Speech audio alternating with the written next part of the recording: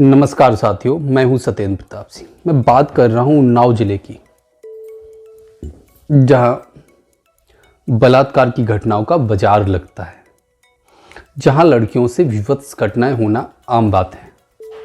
इससे पहले भारतीय जनता पार्टी के विधायक सुरेंद्र सेंगर पर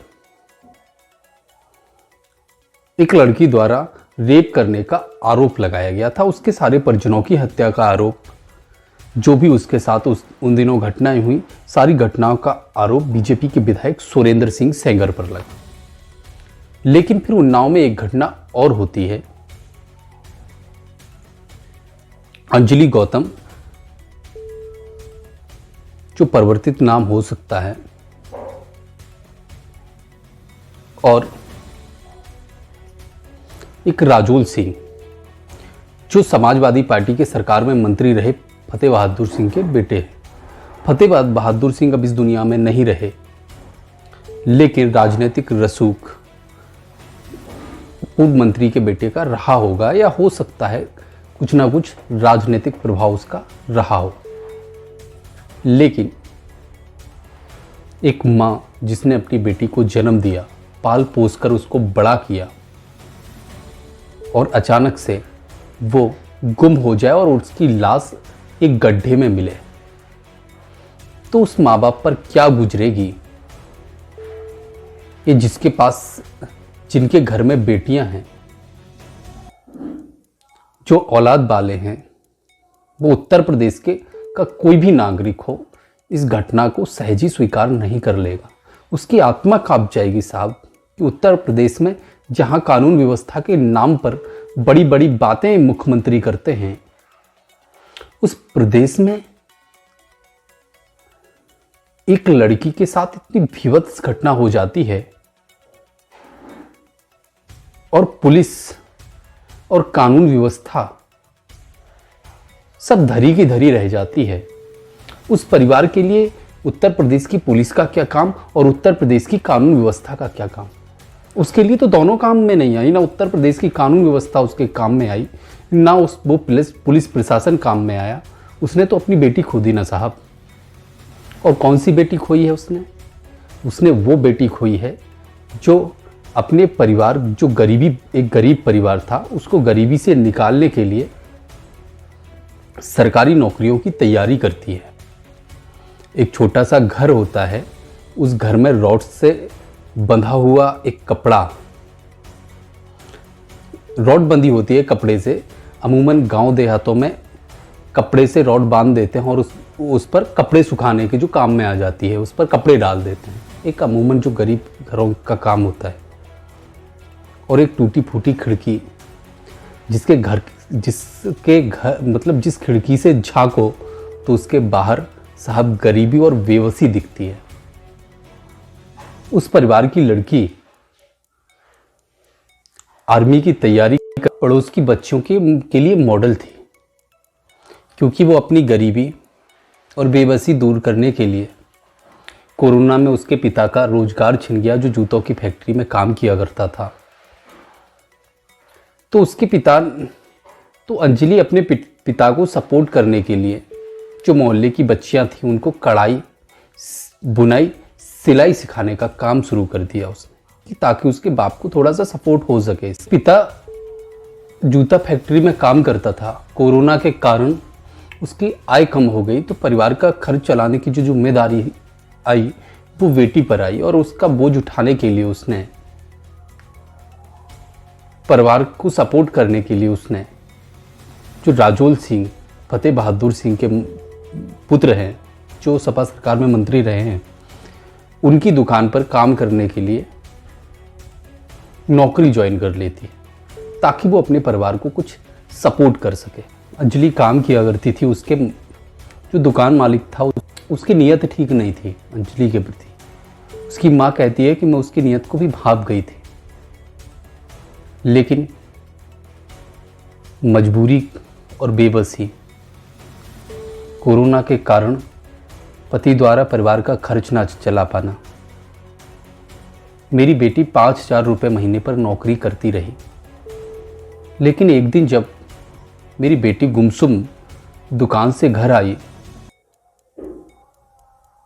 तो मैं हक्की बक्की रह गई। और जब हक्की बक्की रह गई, बेटी से पूछा तो बेटी ने जो चीज बताई उससे मेरे पैरों के नीचे से जमीन खिसक गई। उसकी बेटी के साथ बलात्कार हुआ था। बलात्कार जैसी भीभत्स घटना हुई थी। अंजलि की मां, जो बहुत गरीब है, डिसाइड करती है, चुपचाप रह जाती है। बड़े लोग हैं, क्यों थाने में रिपोर्ट करानी, चुपचाप रह जाती है। और उस दिन एक बात क्लियर करती है, एक बात सोचती है कि मैं झाड़ू पोछा बर्तन कर लूँगी, मैं कुछ भी कर लूँगी, लेकिन अपनी बेटी को नौकरी पर नहीं भेजूँगी।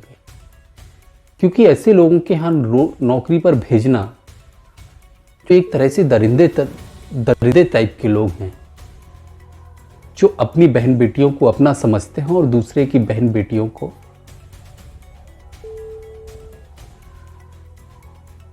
अपनी जागीर डिसाइड करती हैं, नौकरी छुड़ा देती हैं अंजलि की।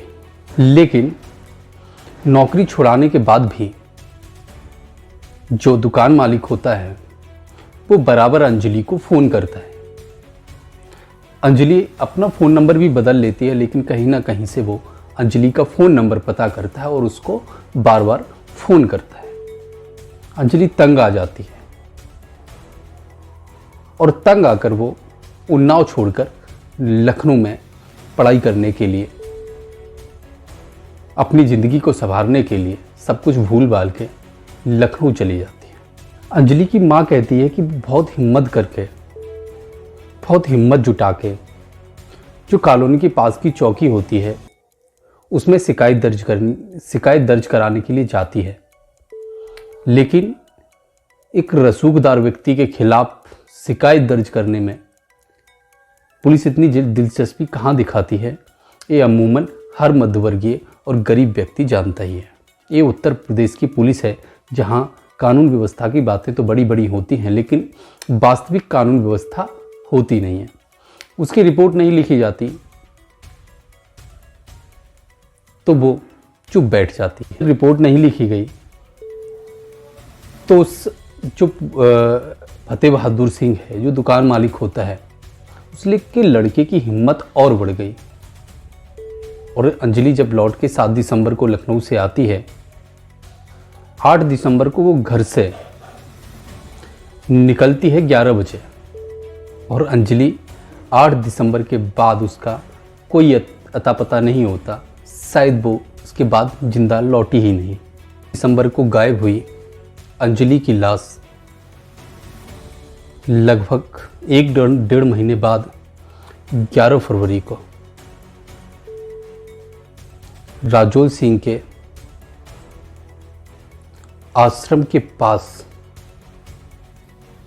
एक गड्ढे से बरामद होती है। फतेह बहादुर सिंह के आश्रम के अंदर कई मंदिर और मूर्तियां हैं। वहां खड़े होकर ये अंदाज़ा नहीं लगाया जा सकता है कि जहां भगवान की इतनी बड़ी बड़ी मूर्तियां हों, उस आश्रम के पास इतनी भीभत्स घटना भी हो सकती है। अंजलि की मां उत्तर प्रदेश की पुलिस के ऊपर भी कई गंभीर सवाल खड़े करती है। जिसकी बेटी खोई हो वो झूठ तो बोलेगी नहीं, सवाल कहीं ना कहीं गंभीर होगा ही। वो कहती हैं कि मैंने पुलिस के कई चक्कर लगाए, शिकायत की, लेकिन मेरी कोई FIR नहीं लिखी गई।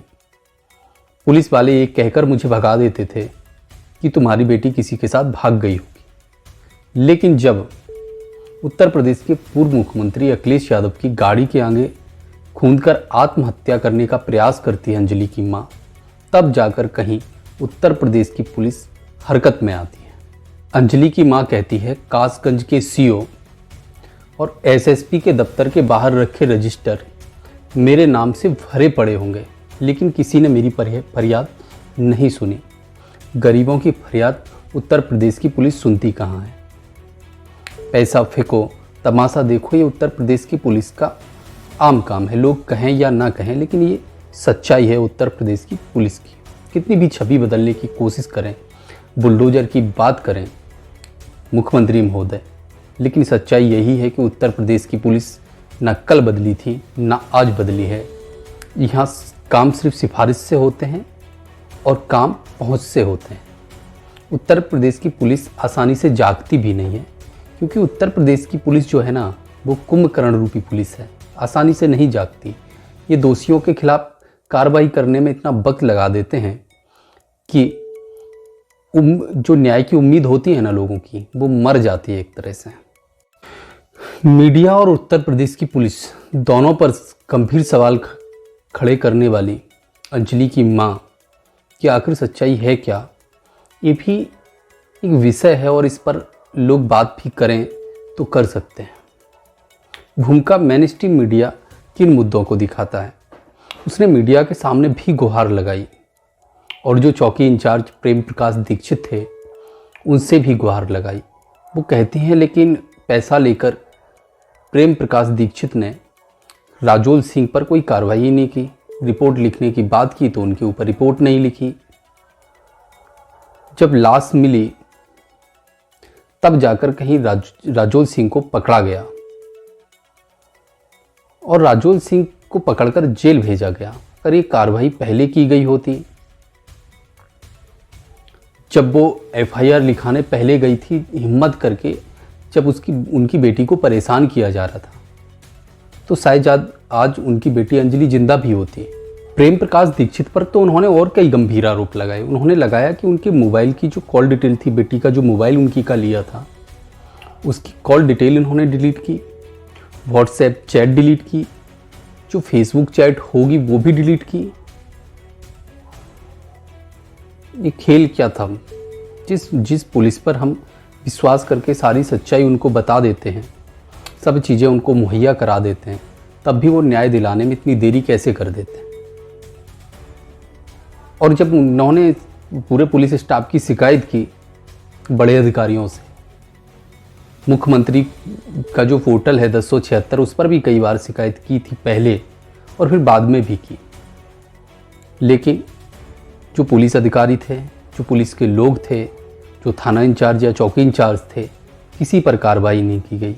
ये उत्तर प्रदेश की कानून व्यवस्था का आईना है, जिसके लिए बड़ी बड़ी बातें उत्तर प्रदेश की कानून व्यवस्था के ऊपर जो मुख्यमंत्री सरकार में होता है वो करता है और करता रहता है, क्योंकि कानून व्यवस्था बड़ा सवाल भी है। लेकिन कानून व्यवस्था उत्तर प्रदेश की जस की तस है, इसमें सुधार होने की गुंजाइश बहुत है, लेकिन सुधार होगा कैसे, ये भी एक सोचनीय विषय है। सब पुलिस वाले एक से नहीं होते। जो एसओजी प्रभारी थे वहाँ गौरव, अंजलि की माँ उनकी तारीफ करती हुई कहती है कि बहुत मेहनत की, दिन रात एक किया, तब जाके हमारी बेटी के पास गौरव सिंह पहुंच पाए।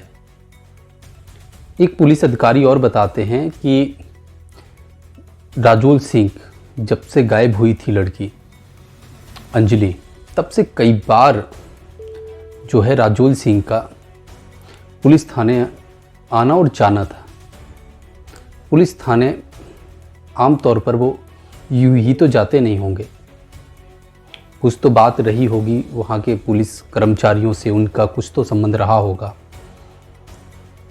ये जांच का विषय है, एसआईटी की टीम गठित कर दी गई है और अंजलि के माँ बाप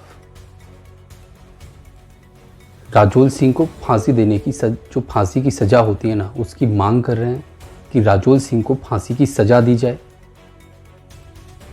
क्योंकि जिस तरह से उनकी बेटी के साथ विवश घटना हुई है कोई आम घटना नहीं है। ये हमारे समाज के लिए, हमारे देश के लिए छवि खराब करने वाली घटना है। ऐसी विभत्स घटना को अंजाम देने वाले लोग समाज में रहने योग्य नहीं हैं, ये भी सच्ची बात है। सजाएं ऐसी हों ऐसी घटनाओं को अंजाम देने वाले लोगों को कि जो एक हमारे देश के लिए मिसाल बने। फिलहाल हाथरस की बेटी का, निर्भया का केस लड़ चुकी वकील सीमा समृद्धि कुशवाहा ने अंजलि का केस लड़ने के लिए। कहा है वो अंजलि को न्याय दिलाने के लिए लड़ाई लड़ेंगी, ऐसा उनके द्वारा कहा गया है। आज की क्राइम स्टोरी में इतना ही। अब कोई नई क्राइम स्टोरी हम आपको सुनाएंगे और किस तरह से क्राइम होते हैं, उनका अंजाम क्या होता है, उनमें पुलिस की भूमिका क्या होती है, इस पर फिर नए सवाल उठाएंगे। Thank you.